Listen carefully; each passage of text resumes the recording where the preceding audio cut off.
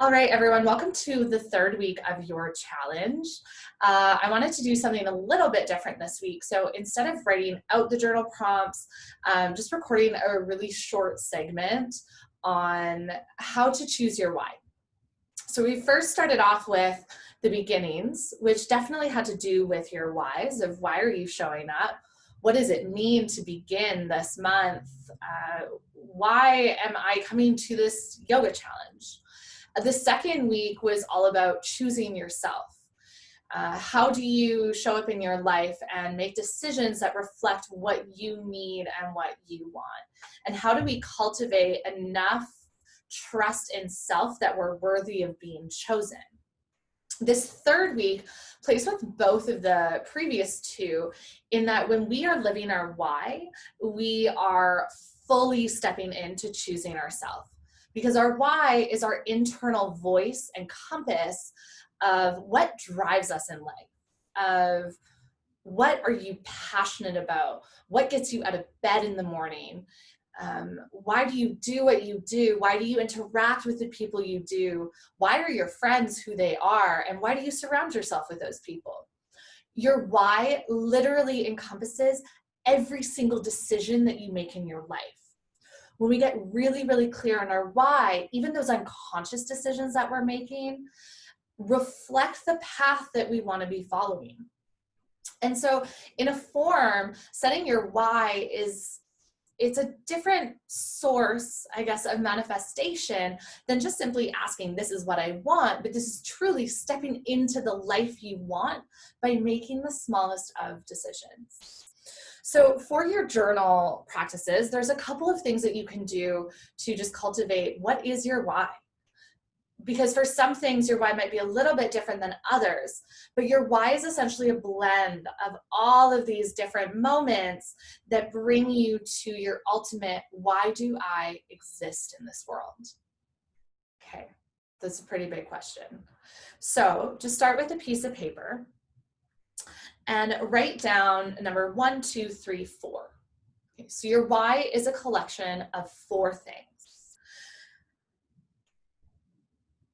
Every conversation, every interaction, every action that you take must match and represent your why for you to be living in connection with yourself. So it might take a while to come down to what is your why, and it might change a few times, but ultimately you will eventually land with something that just sits at your core and you know that this is why you choose to show up. Number 1, write out the word values. For number 2, write out the word beliefs. Number 3, write out the word mission.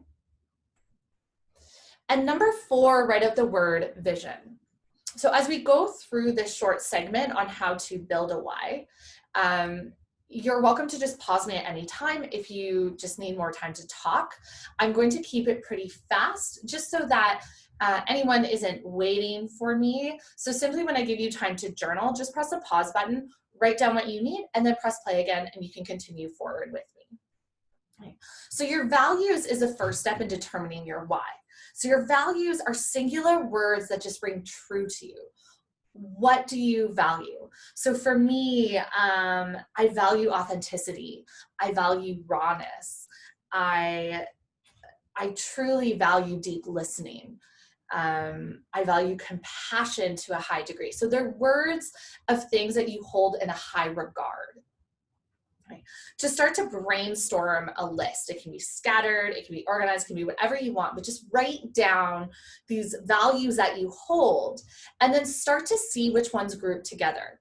So if, for example, I had kindness and compassion and care, all of those I could group together under one term. And so the term that I chose that rang most true to me was compassion. But truly, kindness does kind of slide in with that. Same with, I wrote down adventure, childlike wonder. I'd written down passion, and I named that group magic. So the magic of life to me is all of those things. So once you've written out your brainstorming, start to create these umbrella terms and create three. So three values that are maybe the most important. And that value might kind of branch off into another few, but find one main value or umbrella term that really clearly states a value that you hold dear to your heart. When you are done that, just press play and we'll go into the next value, or sorry, the next step of finding your why. All right, so step number 2 is all about your beliefs. So these are statements of what you think about the environment around you and also how you interact with that environment. So your beliefs about how the environment might affect you. Write statements of your beliefs about yourself, of the world, of your place in the world. Some examples to just kind of get you going. Some of the beliefs that I had written down. I believe that most people are good and are doing the best that they can. And in believing that, it allows me in any situation where someone is rude to me, is having a bad day, doesn't act in a way that I appreciate, it allows me to come back to that belief of like, they're doing the best they can in this moment. And then I don't have to hold on to that anger towards them. I don't have to hold on to their emotional trash that they're trying to give me. I just simply say, I know you're doing the best you can, and that's okay. And it doesn't mean I have to accept the behavior, but it does allow me to create kind of a boundary of, I don't have to take this behavior, but I also don't have to get upset about it. And I can just brush it off and move on. Other beliefs that I had written down, I truly believe that everyone just wants to feel supported and cared for. I believe that laughter is the best medicine and that kids should stay kids as long as they can. I believe in the power of asking for what you need and also the power of gratitude. So just start to sit with some of these beliefs, and similar to the exercise before, you can group these together as well, and you can just start to circle, maybe a main one that sits with you, or maybe there's a lot regarding a certain word, and then just create an ultimate kind of belief on that. So you just want to create these core beliefs. They might be built from very specific beliefs, or they might just be generalized anyways. But try and find at least 3 really core beliefs. Okay. And then when you're done that, you can press play again and we'll move on to step number 3. Step number 3 is all about your mission. So this is something that is tangible. It's some sort of goal, so to speak. It kind of shows you all of the things that you want to build. So you can always put a timeline on this. I find timelines work very well. And so when I was going through this, I was told to do it in what do you want to complete in 1 year's time, 5 years time, and 10 years time. And so goals can also be broken up into both kind of your different types of individual growth. So both your career, but also, your personal growth.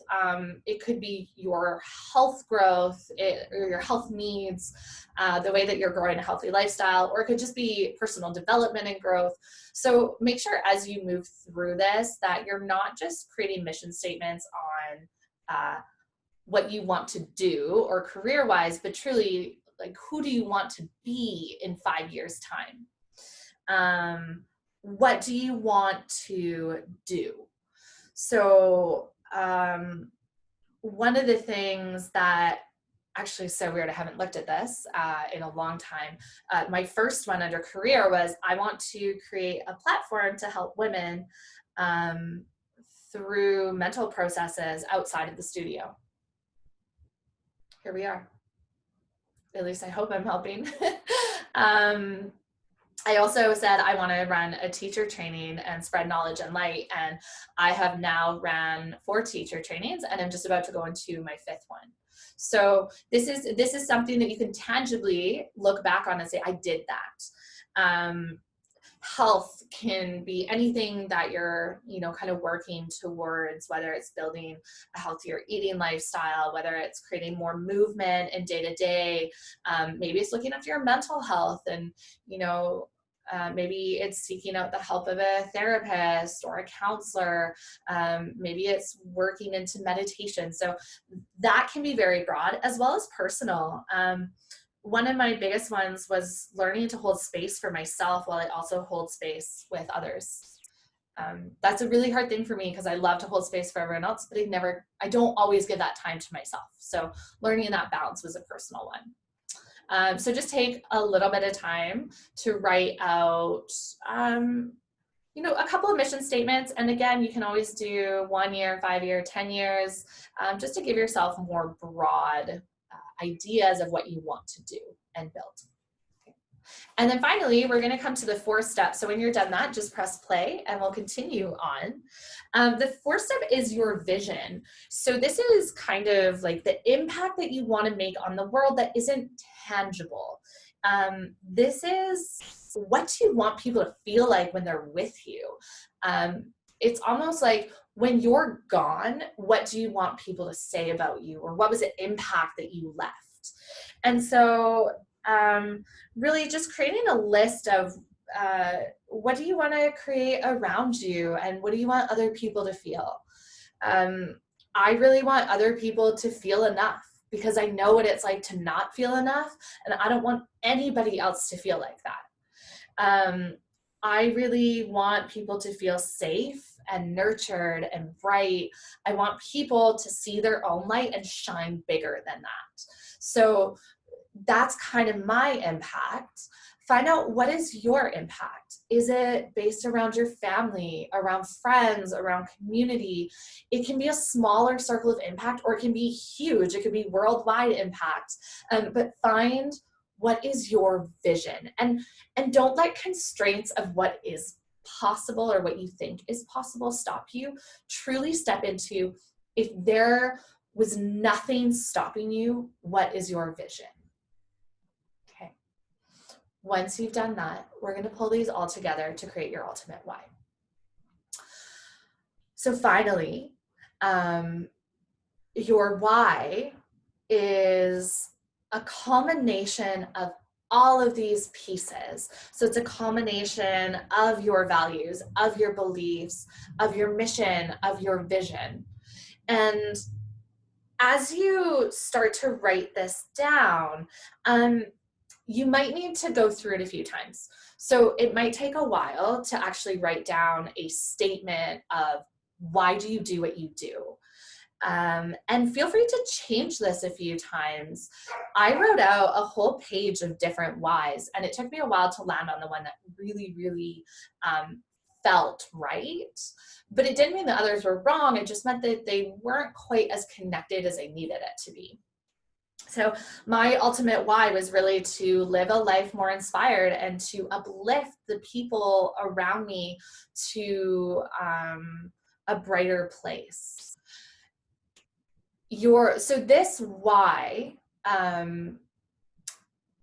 it really does happen in every interaction. And so, in those moments, if I'm speaking ill of someone I care about, or speaking rudely to someone I care about, when you get in, say I get in an argument with my husband, it's understanding that, am I living my why if I'm actually tearing you down a little bit? If I'm, telling you you're not doing this or you're not doing that, or like, why would you do this? That's, when you're kind of bringing someone else down. For me, that's directly opposite of my why. It's directly opposite of uplifting someone. And so when you recognize that, it's really easy to just sit in the pause and say, hey, how can I uphold my boundary and say what I need while also uplifting you?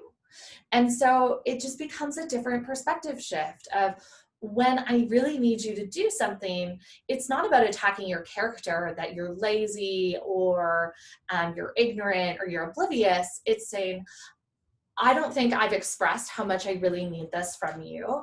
And I know you've been really busy and I appreciate the time you do spend with me, but moving forward, is it possible for this to, be a shift in life? See how different that is than you're so ignorant you don't even notice that I'm frustrated at you about this. So it's just a very different shift. This way I'm able to uphold my why I do what I do, why I speak the way I speak, why I am the way I am, and also still move forward in not abandoning myself and choosing what I do need. Same thing of living a life more inspired. I had received, I think I talked about this in the previous podcast, but in case you didn't listen to it, I had gone for a job interview at an interior design home builder company. And, when I really sat with it, it didn't line up with my why. It didn't lead me to live a life more inspired. It actually led me to be less inspired by life.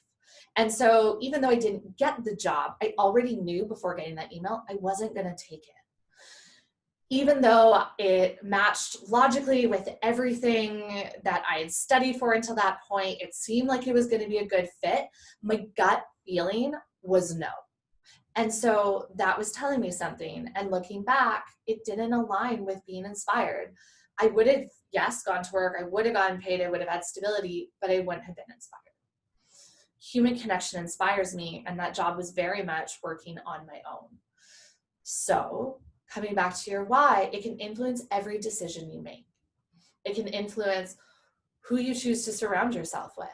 I choose to surround myself with people who inspire me to be better, to shine brighter, people who inspire me to shift a perspective or inspire me to be lighter and laugh a little bit more.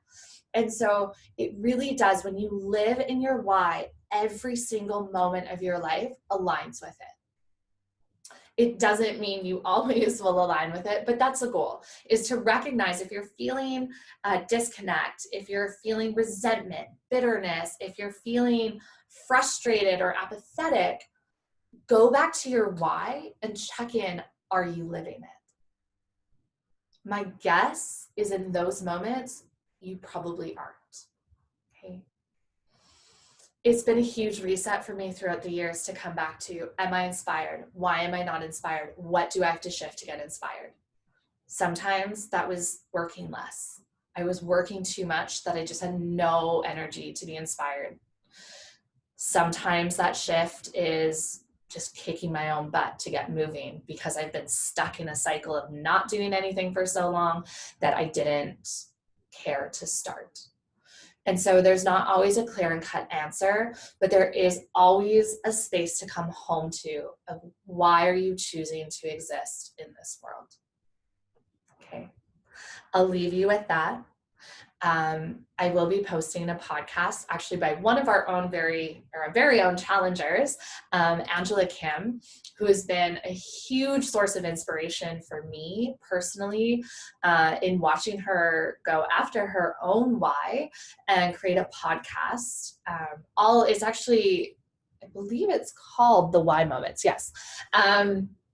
And she did actually interview me for it, which was really, really cool. I was so honored to be a part of that. So I'm going to put that up. And there's so many incredible people that she's interviewed.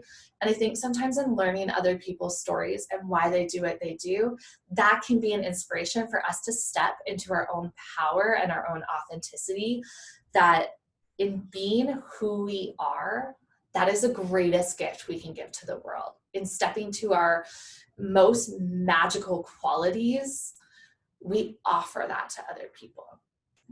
So thank you for taking the time to do this, to listen to this, and truly for believing in my why, even if we haven't talked in a while, if we've never met, or even if we've known each other for ages, for just showing up and believing in me. Okay. If you have questions, please let me know. You're welcome to post on the blogs and let me know what you think, what your why is, even just put it out there. What did you come up with your why? And yeah, I'm so excited for this week for you guys. Okay, I'll see you all this week for classes. Mwah.